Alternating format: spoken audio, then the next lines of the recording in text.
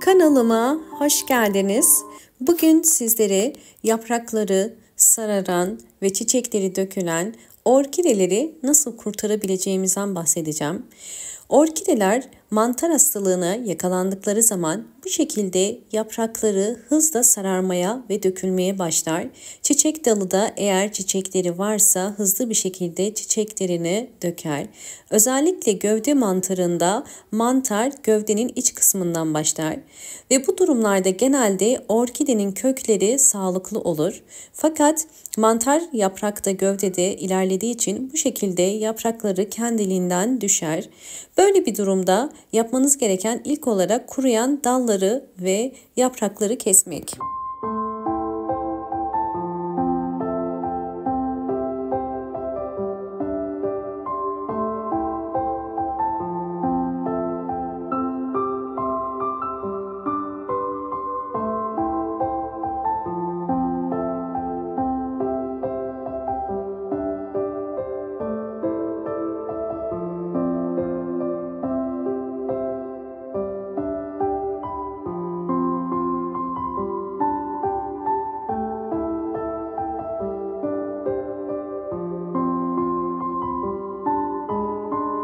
İkinci adım olarak gövde kısmına toz tarçın dökeceğim. Toz tarçın güçlü bir antioksidandır. Bu yüzden gövde üzerindeki mantarın durmasına yardımcı olur.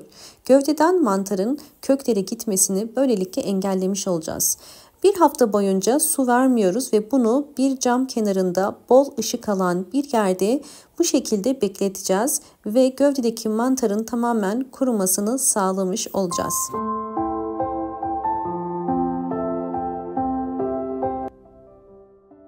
Evet, bir hafta beklettiğim orkidemin gövde kısmı gördüğünüz üzere artık kurudu. Üçüncü adım olarak yapmamız gereken orkidenin köklerini temizlemek ve dezenfekte etmek. Öncelikle su koyun mutlaka, saksıyı değiştirmeden önce daha kolay kökler çıkacaktır. Gördüğünüz üzere ıslakken kökler daha belirginleşiyor. Böylelikle çürüyen kökleri de görmüş oluyoruz. Mantardan dolayı orkidenin köklerinde de sararmalar var. Bu sararmaları daha iyi görebilmek için şimdi çeşmede bu orkidemin gövde kısmına su değmeden yıkayacağım.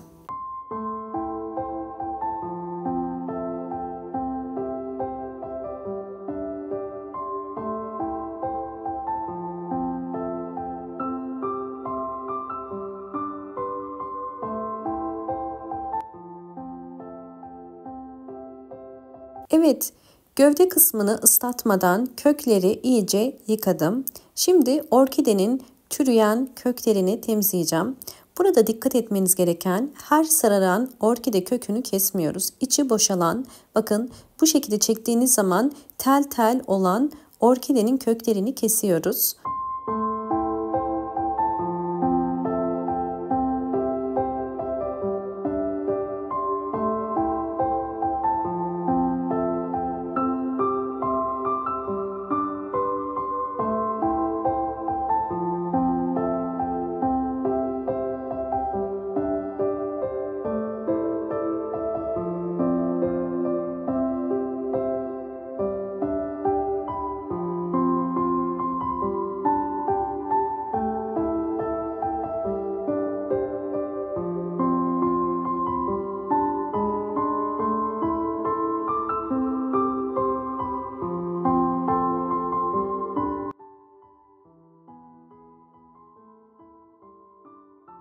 Orkidenin çürüyen köklerini temizledim.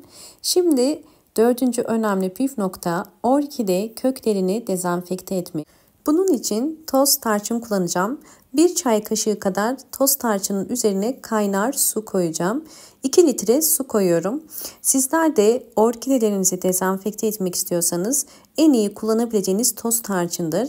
Çünkü toz tarçının hem çürüyen kökleri onarma hem güçlü bir antioksidan özelliği vardır. Bu yüzden sizlere tavsiye ederim. Bunu karıştırıp soğumasını bekleyeceğim. Evet, yeterince soğuyan tarçınlı suyun içerisine temizlediğim orkide köklerini koyuyorum. Burada dikkat etmeniz gereken gövde kısmı suyun içerisine girmeyecek. Çünkü mantar hastalığından çıktığı için ıslanmaması gerekiyor. Sadece kökleri bu suyun içerisinde 30 dakika kadar bekleteceğim. Orkide kökleri tarçınlı suda dezenfekte olurken 200 milim tarçınlı suyu bir borcama koyup üzerine su ekliyorum. Bu suyu hem kökleri hem de yaprakları çürüyen ve hasta olan orkidelere vereceğim. Bu tarz orkidelerde de mutlaka yine kullanmanızı tavsiye ederim. Çünkü saksı içerisindeki çürüklerin durmasına yardımcı olur. Tarçınlı su hem orkidenizi böceklerden ve hastalıklardan korur hem de orkidelerinize gübre olarak bol bol yeni çiçek dalı çıkarmasını kolaylaştırır. Orkidelerde yaprak sararmaları, dal sararmaları varsa yine tarçınlı suyu tavsiye ederim. Bol bol yeni yapraklar ve canlı sert yapraklara sahip olmasına yardımcı olur.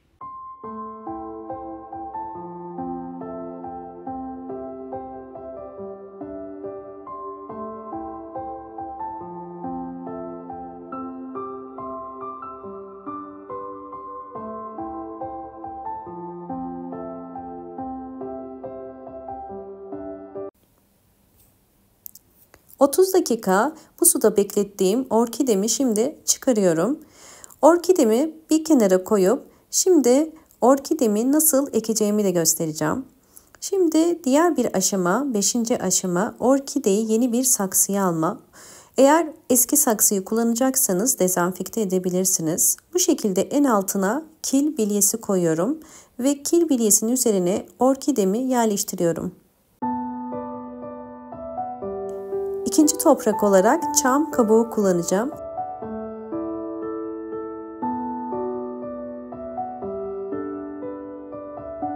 Orta kısmına yosun koyacağım. Çünkü yosunun orkide köklerinde nem dengesini artırarak hızlı bir şekilde köklerin çıkmasını kolaylaştırır.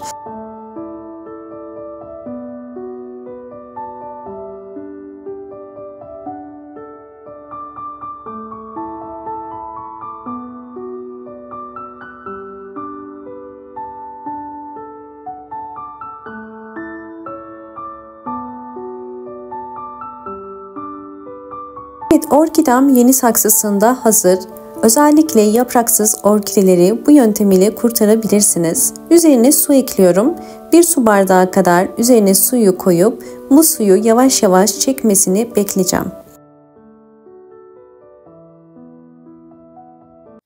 Orkidenin yeni keyiki yani yavru orkide çıkarabilmesi için yoğun bir nem sağlamamız gerekiyor. Orkide saksımı büyük bir saksının içerisine oturttum. Üzerine yoğun nem sağlayabilmesi için plastik ve üzeri delikli bir bardak ile kapatıyorum. Bu şekilde sera yöntemi uygulayacağız ve bol ışık alan bir pencere kenarına yerleştireceğim. Orkidenin aylar içerisindeki tüm gelişimlerini sizlerle paylaşacağım.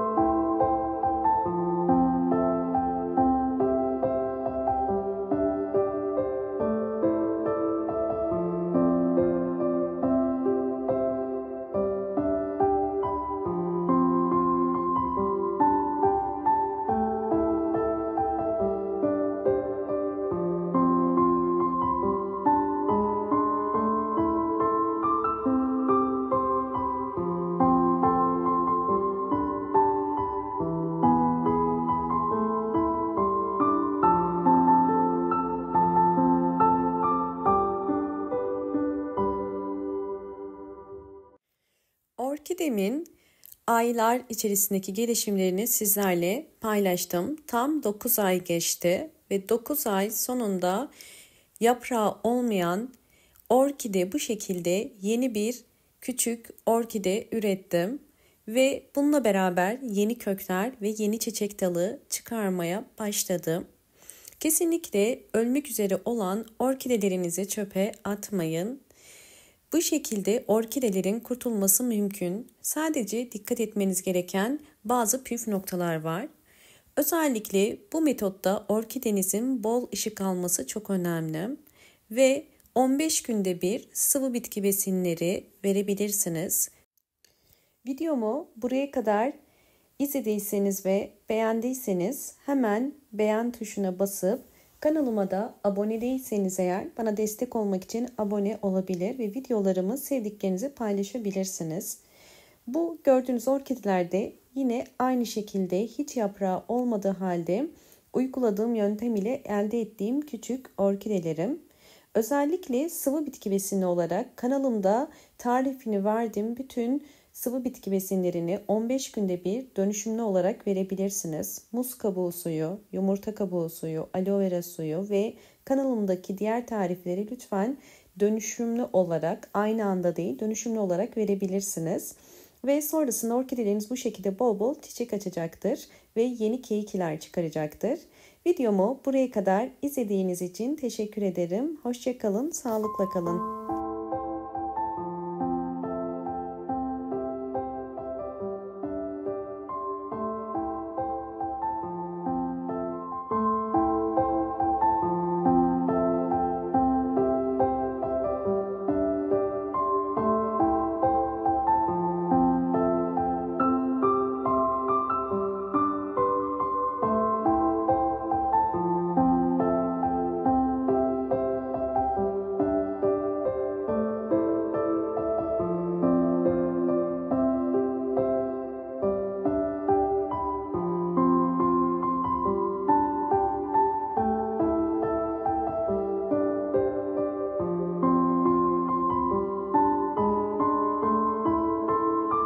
Kanalıma hoş geldiniz.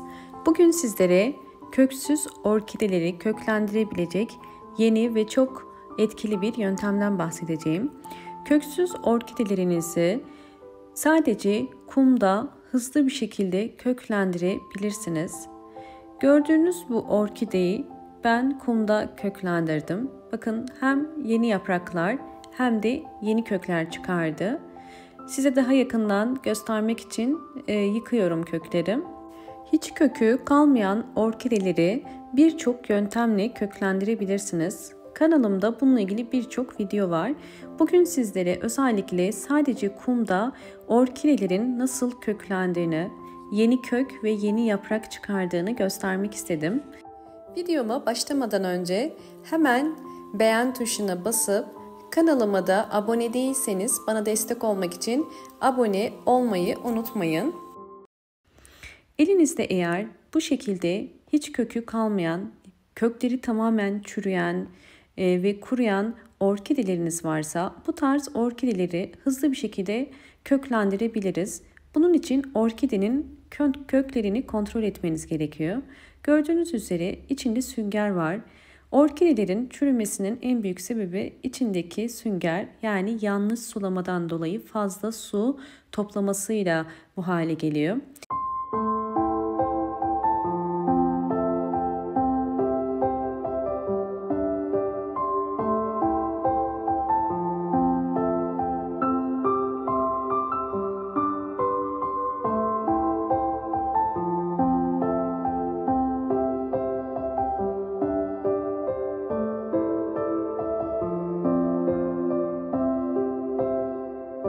Özellikle sizlere bakın yakından göstermek istiyorum. Bu kökü kestiğim zaman bakın içinde yeşil var. Yani bu canlı olduğunu gösteriyor. O yüzden bu iki kökü kesmeyeceğim ve orkidenin köklenmesi için bırakacağım.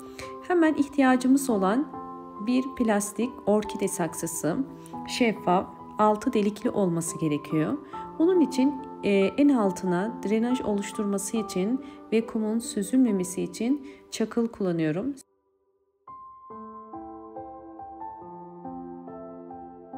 Üzerine kum koyuyorum. Bu kum inşaatlarda kullanılan kum.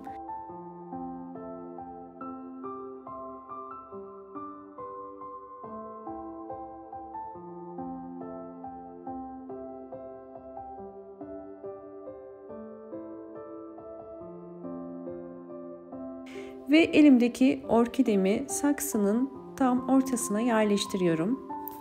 Bu işlemi yapmadan önce mutlaka kumu iyice ıslatın. Böylelikle orkideyi daha rahat saksıya yerleştirebilirsiniz.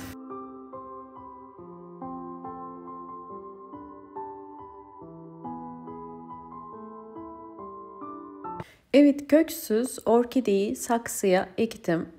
Bakın bu şekilde kumun gövde kısmına kadar gelmesi gerekiyor. Bunu sulayıp bol ışık alan bir pencere kenarına koyabilirsiniz. Eğer kumunuz ıslaksa sulamanıza gerek yok. Fakat bakın bu şekilde sulayabilirsiniz. Bu orkidemin aylar içerisindeki gelişimini tekrardan paylaşacağım.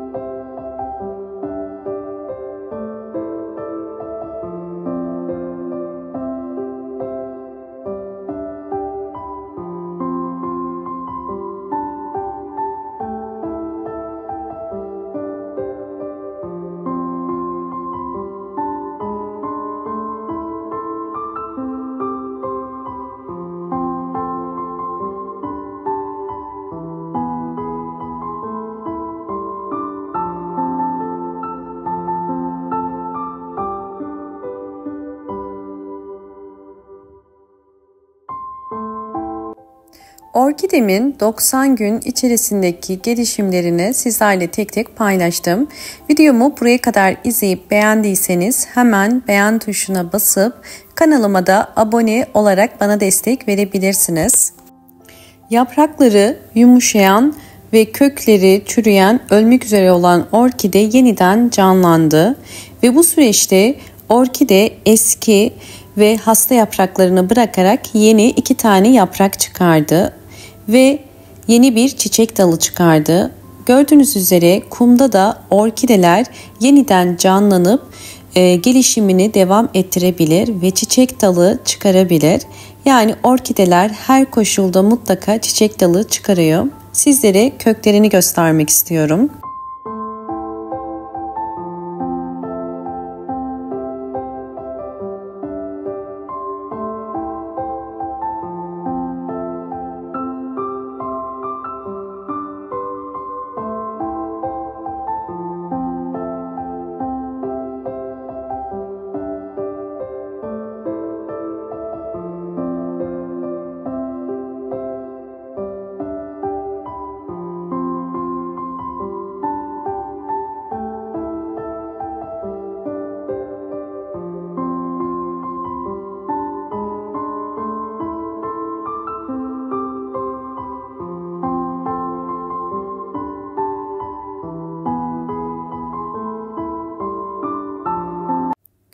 Kökleri ve yaprakları canlanan orkideyi kumdan çıkaracağım.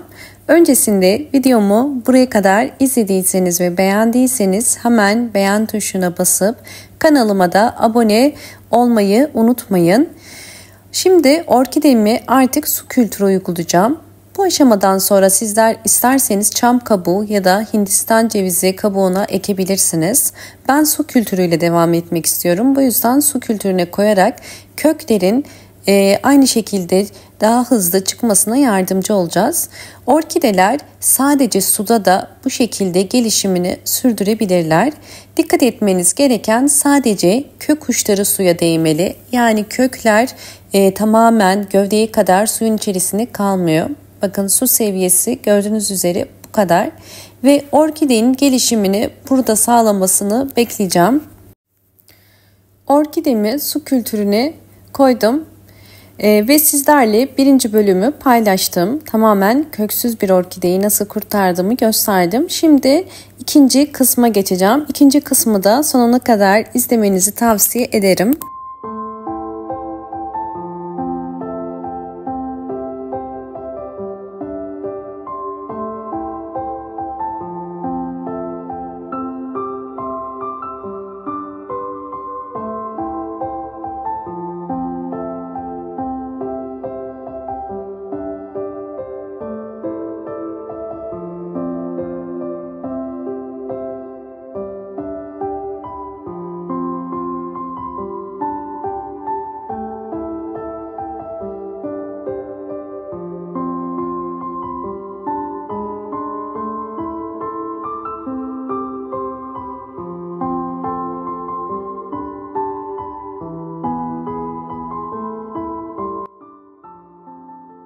Orkideler birçok toprakta büyüyebilirler.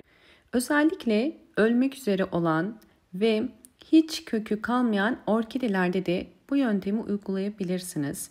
Elimde gördüğünüz üzere sadece 3 yaprağı olan ve çok az kökü olan bir orkidem var. Bu orkideye ben su kültürü uygulamıştım ve gördüğünüz üzere yeni kökler çıkardı. Fakat gövde kısmı giderek çürüyüp küflenmeye başladı. Bu yüzden bu orkidemi bugün yeni bir yöntem uygulayacağım. İlk başta dezenfekte etmemiz gerekiyor. Oksijenli su ile.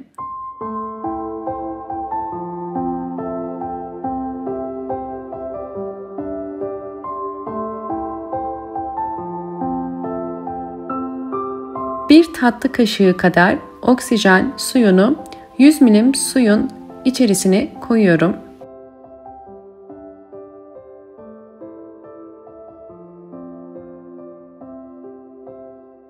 Dezenfekte etmeden önce orkidenin çürüyen kökleri varsa mutlaka bu kökleri de temizlemeniz gerekiyor.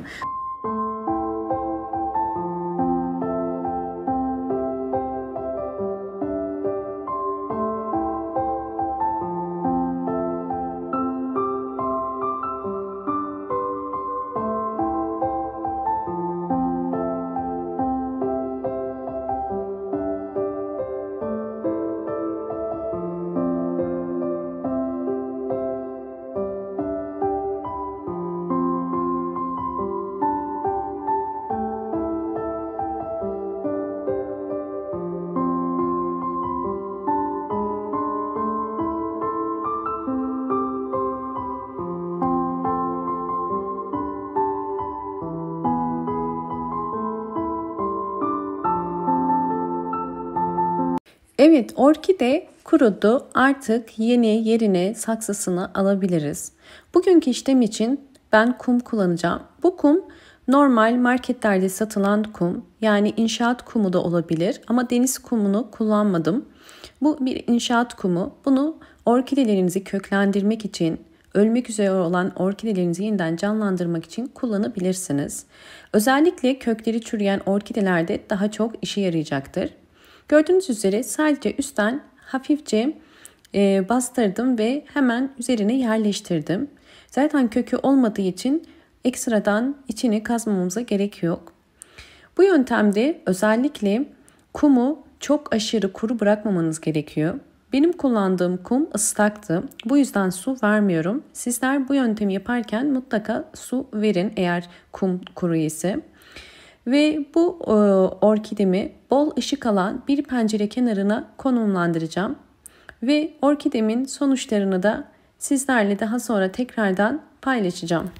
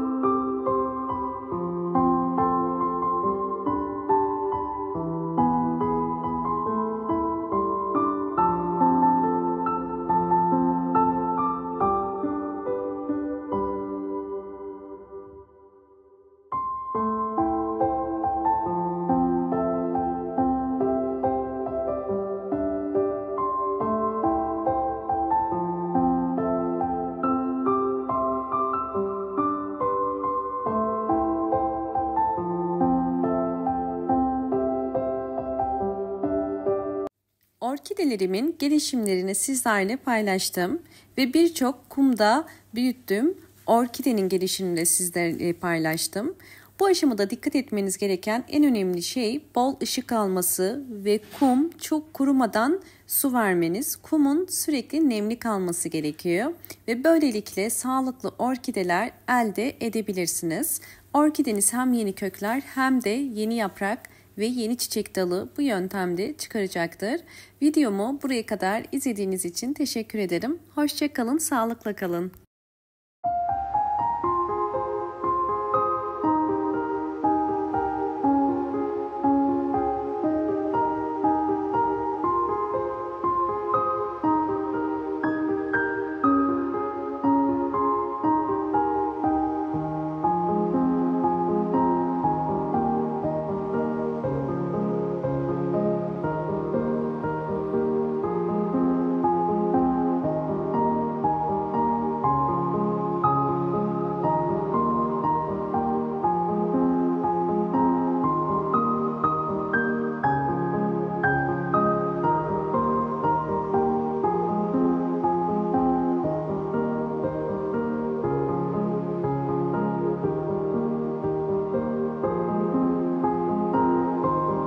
Kanalıma hoş geldiniz.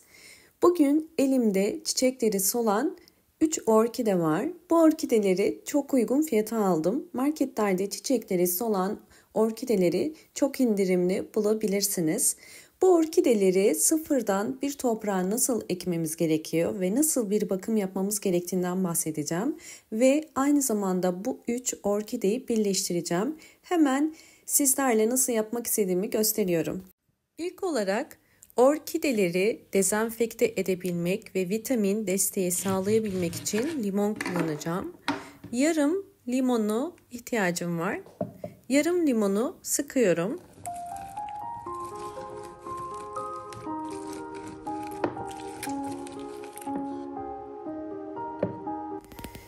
Bir kase dolusu su var ve bu suyun içerisine sıktığım limon suyunu döküyorum.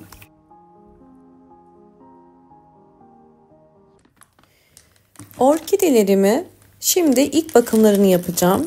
Bunun için üzerlerindeki poşetleri çıkarıp solan çiçek dallarını da budayacağım. Gördüğünüz üzere yapraklar sararmış ve toprağın üst kısmı küflenmiş. Bunun nedeni çok fazla su verilmesinden kaynaklanmış. Bu tarz orkidelerde genelde gövde kısmında siyahlık da olur. Bu bir mantar hastalığı başlangıcıdır. Hem de yapraklarda sararma olur. Bu yüzden orkidelere asla çok fazla su vermeyin ve mutlaka kök rengine göre su vermeye çalışın.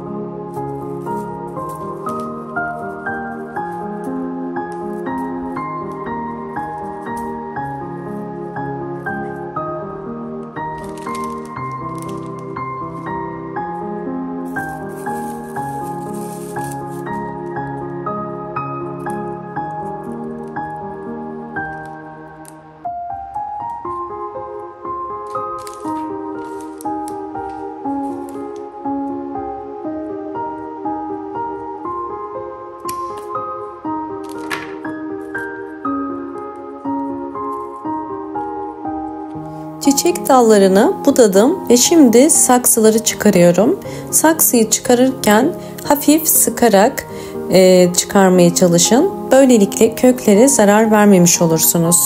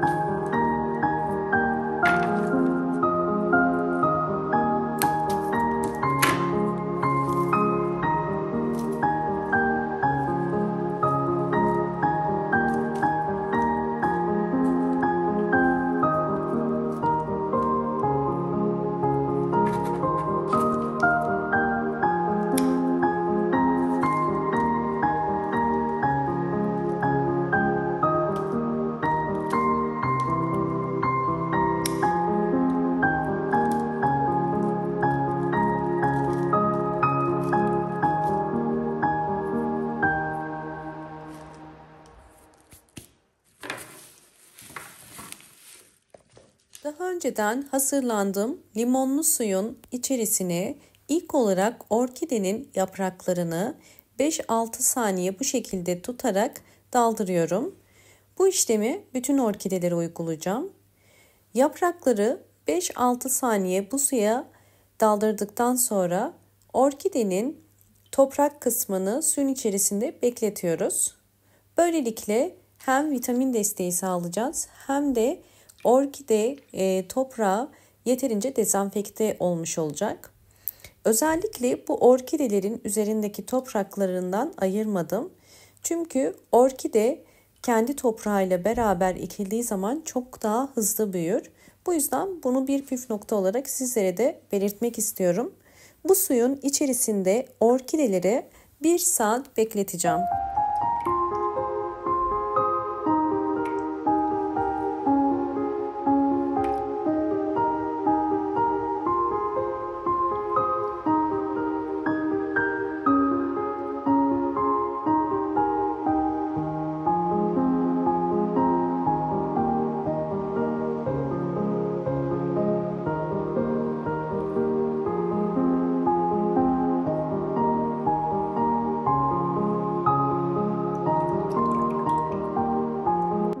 Bir saat limonlu suyun içerisine beklettiğim orkideleri şimdi çıkarıyorum.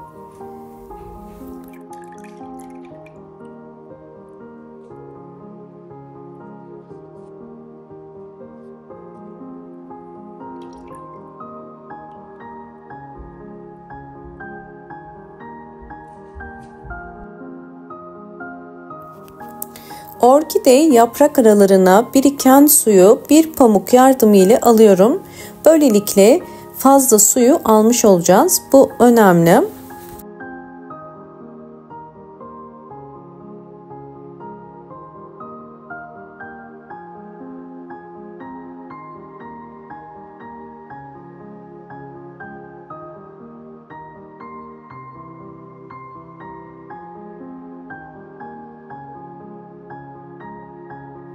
Şimdi bu orkideleri yeni saksısına ekeceğim.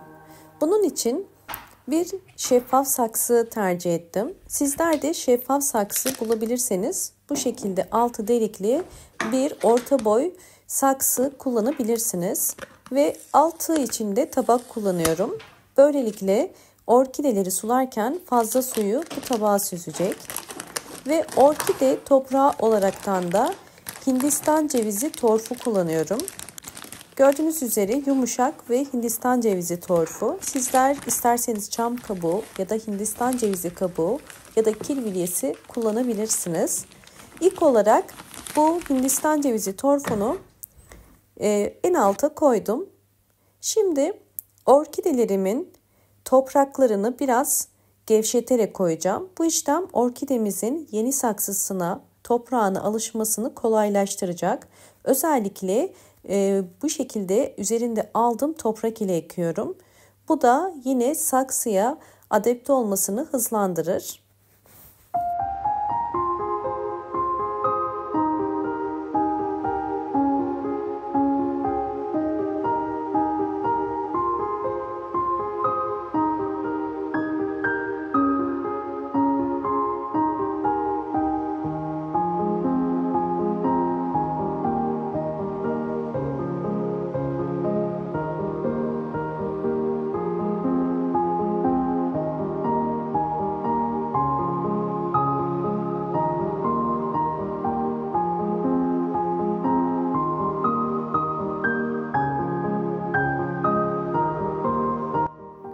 Orkideleri sabitlemek için kendi çubuklarını kullanıyorum. Böylelikle orkidelerimizi daha iyi bu saksıya ekebiliriz. Ve bu işlemden sonra orkidelere ikinci olarak yosun kullanacağım. Ben genelde bu tarz ekimlerde mutlaka yosun kullanıyorum. Çünkü yosun orkidenin kök çıkarmasını kolaylaştırır ve su tutma kapasitesi yüksektir. Nem dengesini sağlar. Orta kısmına bu şekilde kendi topladığım yosunları koyuyorum ve daha sonra tekrardan yine üzerini toprak ile kapatacağım.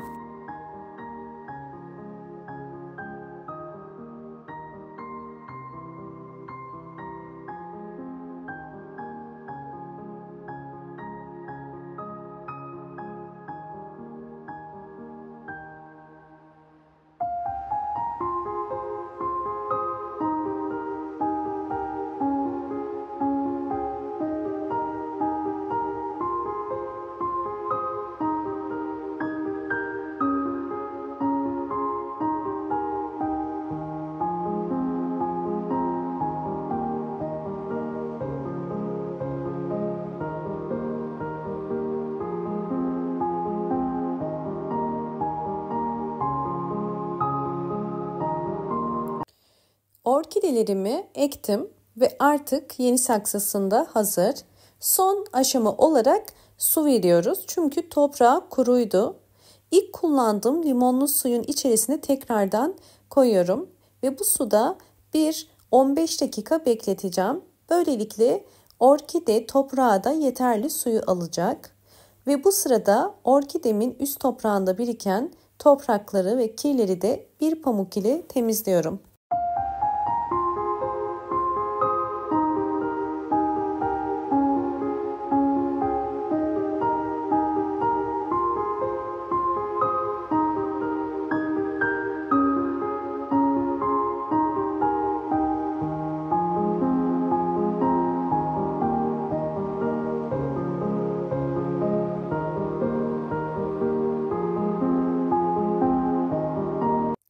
...15 dakika sonra artık orkideyi bu sudan çıkarıyorum. Yeterince toprak suyu çekti.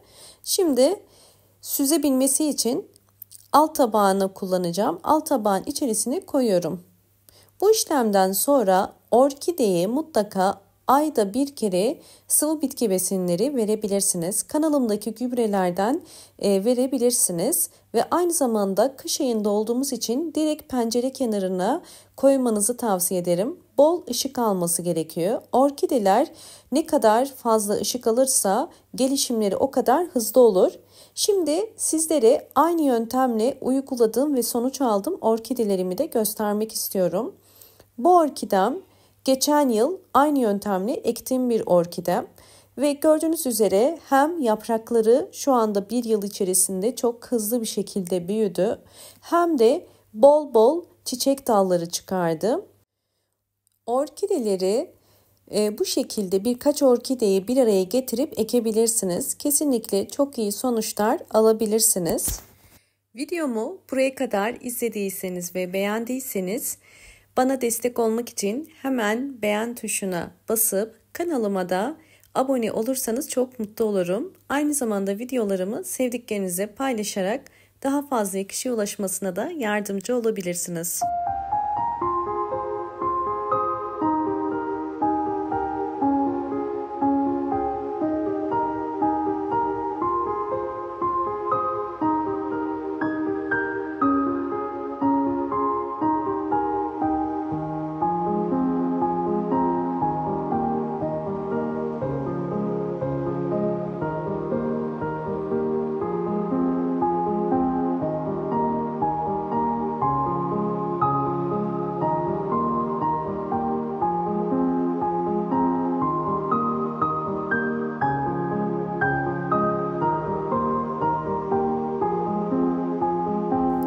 Videomu buraya kadar izlediğiniz için teşekkür ediyorum. Hoşça kalın, sağlıkla kalın.